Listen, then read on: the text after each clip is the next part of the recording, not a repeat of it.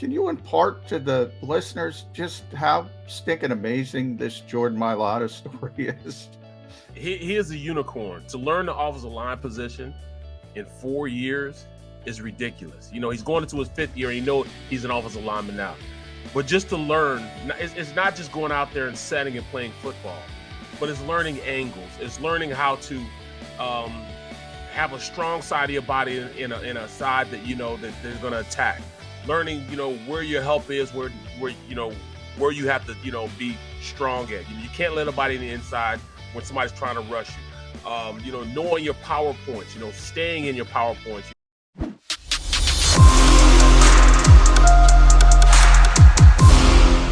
Able to put his there he is.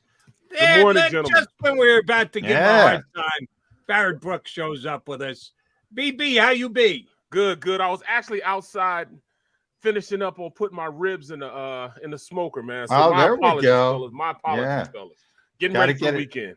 You got to get it done before camp, man. Before the grind starts, man. What is it, a week and a half? You got to get it going. Yeah, got to enjoy the last few minutes of peace. But we were talking about, obviously, you were in the middle of it, and D Gunn set up the firestorm of people questioning Jalen Hurts, and I think they got lost in the weeds a little bit. Mm-hmm. I think the important part of that sort of report, whatever you want to call it, from Derek Gunn was that the Eagles were uncomfortable with Jalen Hurts. And I just asked, well, why wouldn't they be uncomfortable? Why would they be comfortable with Jalen Hurts? And I think people missed the point of it and got sort of bogged down into the 10 plays discussed. What was your take on the whole kerfuffle? With me, it has to be an understanding of everything is relevant. The relevant series that we're talking about may have just been a bad day, practice, exactly. And that happens.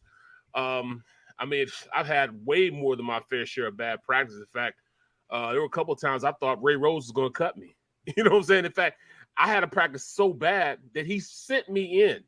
He said, "Son, just go in. Just go in the locker room." I'm like, whoa, I'm thinking I'm getting cut. So I actually, went in. I broke my thumb, and it was cold. It's week 13. I had hit the wall. I had played in 17 games. I started from as a rookie. I played in 17 games. The average college career is what? College season is 11, 12 games the most. Mm-hmm. I break my finger that day. They tape it up, and I'm still out there practicing anyways. My coach makes me mad. I'm pissed off at him. I start chasing him around because I just hit the mark. I just hit it. I was done. He sent me in. Get in. Brooks, get in. So I get into the locker room. I'm by myself. I start packing my stuff up.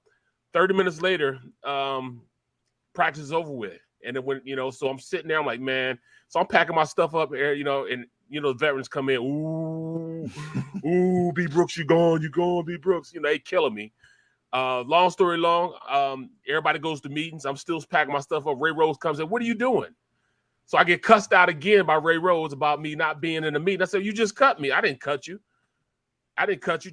Go to meetings. Go to me. We'll talk about this later on. So, I went to meetings, he didn't cut me. In fact, I ended up spending the night at the Veterans Stadium that night because I went in Ray Rose's office and we got to, sitting down. We talked, talk about what it is being in the NFL, and all that stuff. And you're going to have days like this. You're not going to be perfect all the time. You got to make sure you just give 100% effort. And, I questioned your effort right there. And I never should have questioned your effort. I never had to question your effort. And it pissed me off. And we got to drinking moonshine. Next thing you know. Whoa. So me and Ray now Rose, I know why you spent the night in the office. Right. So, I couldn't drive home. I was drunk. Couldn't drive home. So I spent the night there and, got up the next day and it was business as usual, man. But he woke me up, made me go get in the steam room and said, I better not have a practice like that again. And after that, I just understood from that point on that you just got to keep rocking and rolling, keep working hard, keep trying to get better. And that's what Jalen's going to do. If our expectations as a fan base is that we're going to get a Herbert or somebody like that to that caliber as a passer, we're not going to get that. Yeah. But it's definitely feasible to get somewhere close around a Dak Prescott, somewhere close around a guy that, that's very functional, winning type of attitude, and may not blow it up in the stat bar, in the stat line, but he can blow it up as far as wins in that win column. He can't have a perfect game, but he'll get close to just going out there and winning you a game when it's on the line. And I think that's his biggest attribute. He wants to win. He's going to do whatever it takes to win. If it's passing, he'll pass. If it's running, he'll run. He can do that. And I think that's his biggest attribute.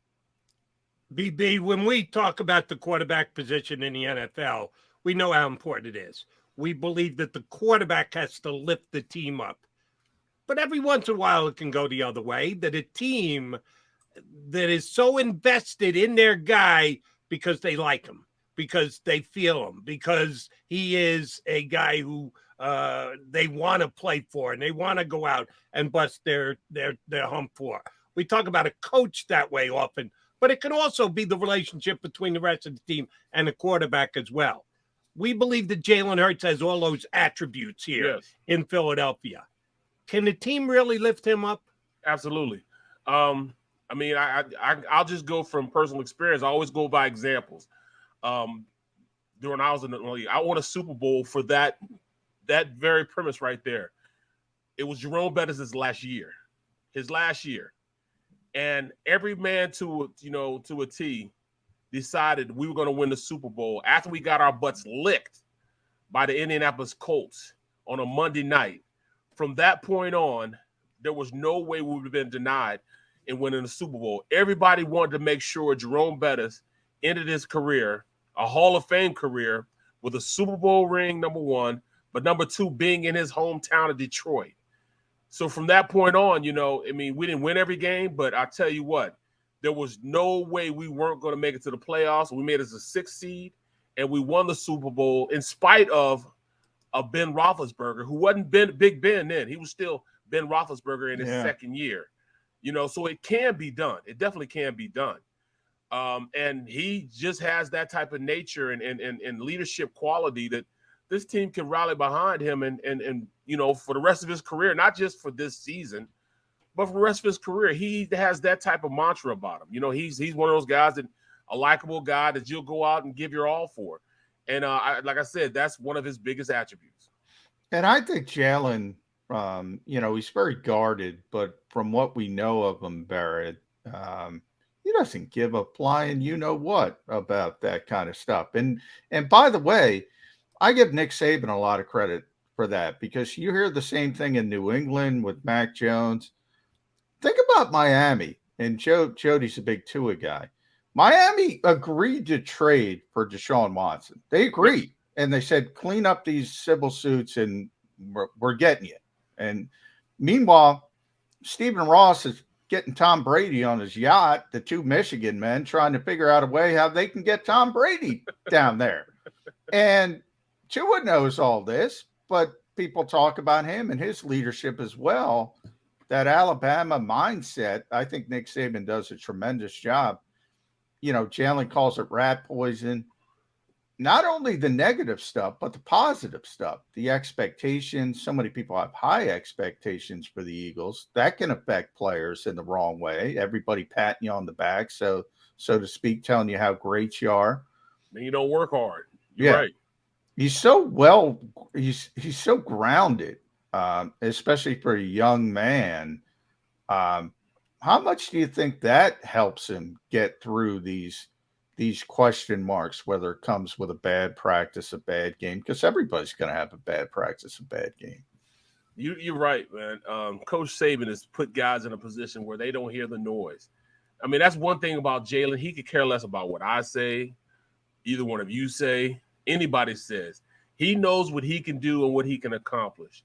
And, he doesn't sugarcoat it. He understands what he has to work on. He's going to work on those things. And, as for, what we as the media say, because you have to be thick-skinned playing here in Philadelphia. You have to be thick-skinned. You can't think that I know for a fact that no other fan base in the country is as astute as a fan base as far as watching film, understanding what they need to see and what their expectations are, and then trying to get it to you so you understand that we understand what your expectations should be. And I mean, that's totally different from anywhere else, that I see in the country as far as the NFL, as far as fan bases.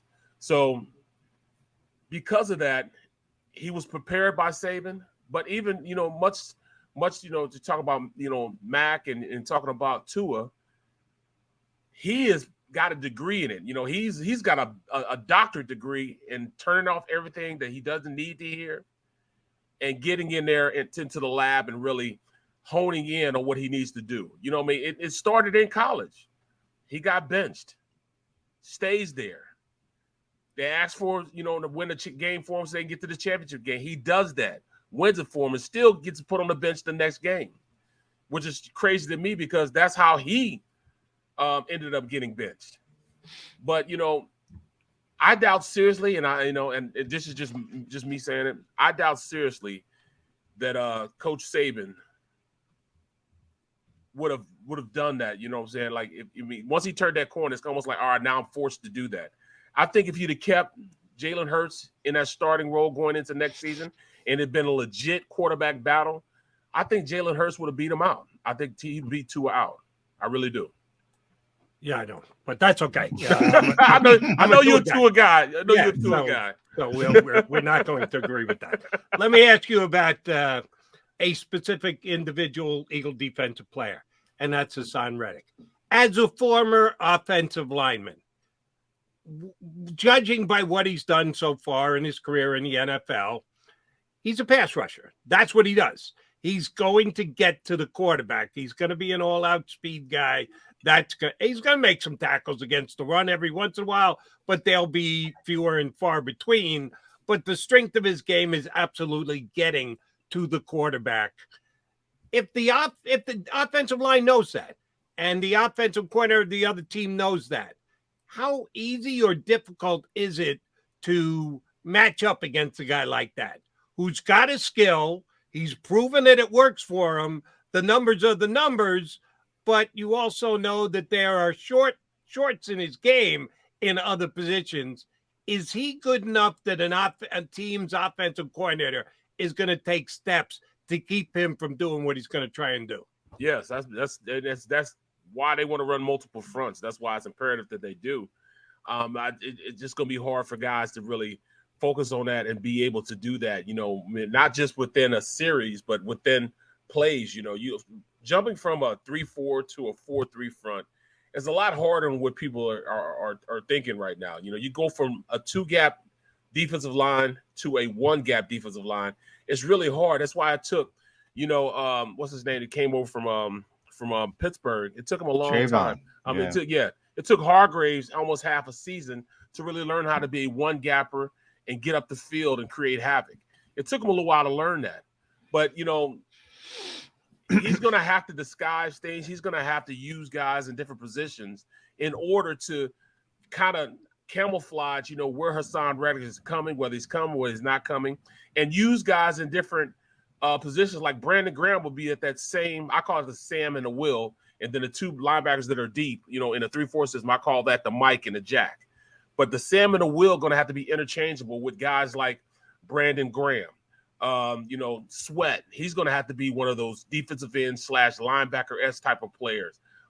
Barnett's going to have to be the same thing. Those guys are going to be in a position on regular first and second down where they're going to have to drop off sometimes and cover, but also come as far as, in pass rushing situations.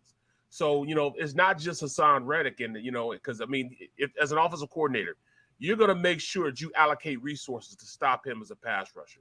You're not going to do what people used to do and you see a linebacker there, send a running back over there or a tight end.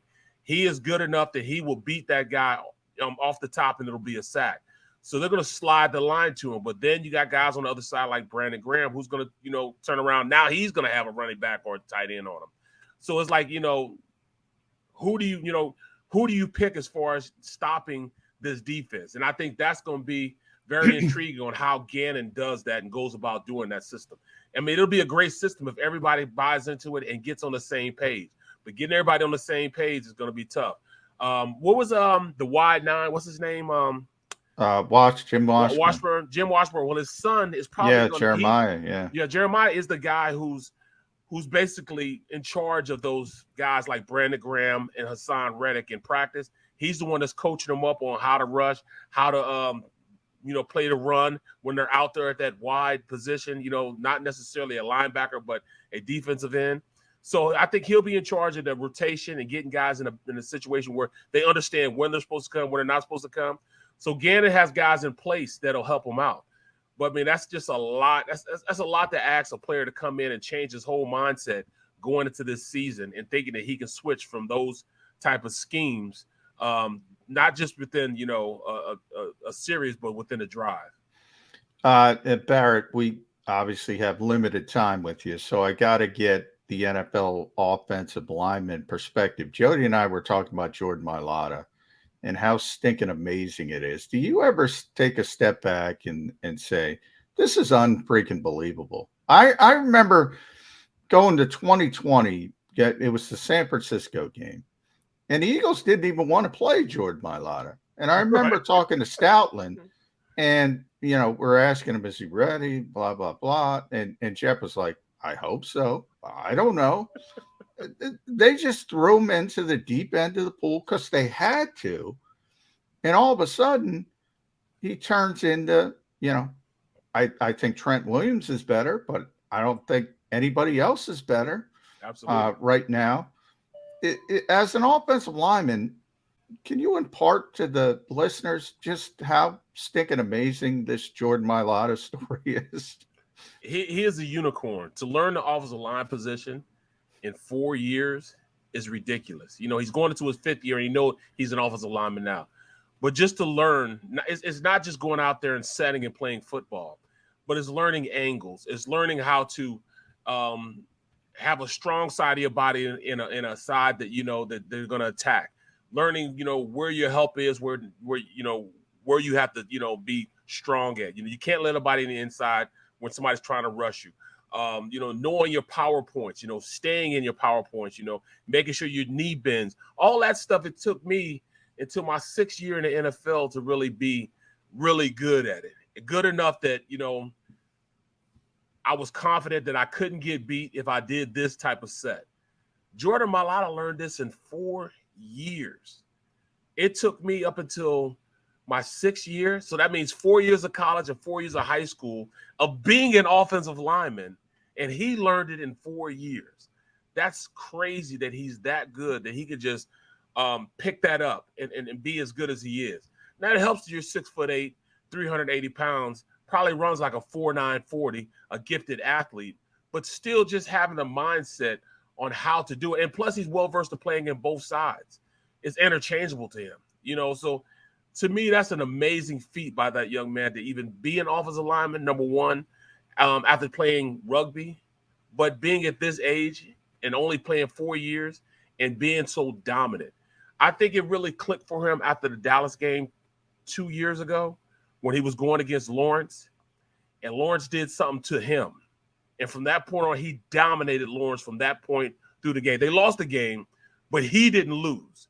He beat up on DeMarcus Lawrence. If you watch the Dallas games from this point on, he will make mincemeat out of DeMarcus Lawrence. And Lawrence knows it now, too, because he's so good, man. He's so big and so athletic, man. He is definitely a unicorn, man. You just can't do that. You can't take guys like that off the street and put them in a position where now they're NFL offensive linemen. That's a rarity. I have never seen it before. And big ups for Coach Stoutland and also Jason Peters. You know, we kind of downplayed Jason Peters in this whole, offensive line thing. Everybody sets like Jason Peters set. Yeah. They try to get that jump on the ball. They're very aggressive pass sets. They don't really set back like most offensive linemen do and play calm or passive. They attack. And that's all from Jason Peters and his mindset. So all of them have the same set and that same aggressive nature. So, JP, and Coach definitely they definitely set the tone on how this offensive line plays, and especially on Jordan Mailata on how physical he plays now. All right, last one for me, Barrett. If I've heard this once, I've heard it 100 times from an ex-player. Damn, I was just born too early.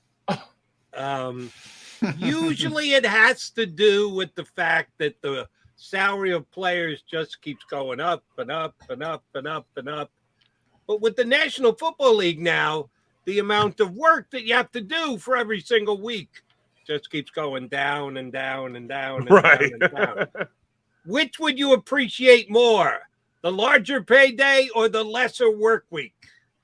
Well, both of them, I'd be filthy rich. You know what I'm saying? I nickel and dime the league. You know, during my time in the league, I made the minimum probably 6 to 7 years out of my 12-year NFL career.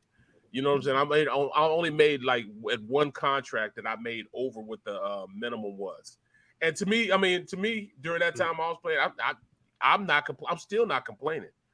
But I think about Big V, and I believe that I could play better than Big V even now. Yeah. And he got to sign a contract, 5 years, $50 million. Jordan Mailata, they got him at a bargain basement price of $64 million for 4 years. I would say that's probably going to be midway with what starting offensive tackles make in the next year and a half. I could say by the next year and a half, starting offensive line, good offensive lineman, I'm going to make $100 million a year. No question. Because the position is such a rarity. And especially with Jordan Mailata, because defensive coordinators understand how to play Jalen Hurts now. They know he loves to fade right. Well, now it's going to be up to Jordan Mailata because he's going to have to go left now. They're going to force Hurts to go left. And when you got Dickerson and Mailata over there, that's not a bad way to go either. You know what I mean? It's not a bad way. So that's, that defensive coordinators get paid millions of dollars to stop offenses. And I think that's going to be a major selling point on Hurts going to the left side when you have Jordan Mailata and Dickerson sitting there. That's about 700 pounds of beef right there. I go that way also. Yeah. I think our buddy Matt Pryor might get paid after the season. Well, if he's he starting plays right well. now. Yeah, that's what I mean. Great. He's going to be a starter. Yeah. He got, I think, $5.5 million, Barrett, on an extension. I think if he plays well this season, he's going to get multiple years. No question. 12, he's starting left 13. tackle, the blind side Yeah. also. Yeah. He is B. Brooks. Follow him there. You see at B. Brooks 72 NBC S. Watch him on NBC Sports Philly. Watch him here on the JAKIB Media YouTube page with Sports Take. Rob Ellis, D. Gunn, does a tremendous job. Can't wait to see you at training camp, my friend. Can't wait, fellas. I'll see you guys then, all right? B. Brooks, go out and flip the meat. Come on, you're back. You're back here on the JAKIB YouTube channel in 2 hours. So get out there, bang to the meat, and get back in front of the camera. Barrett, thanks, bud.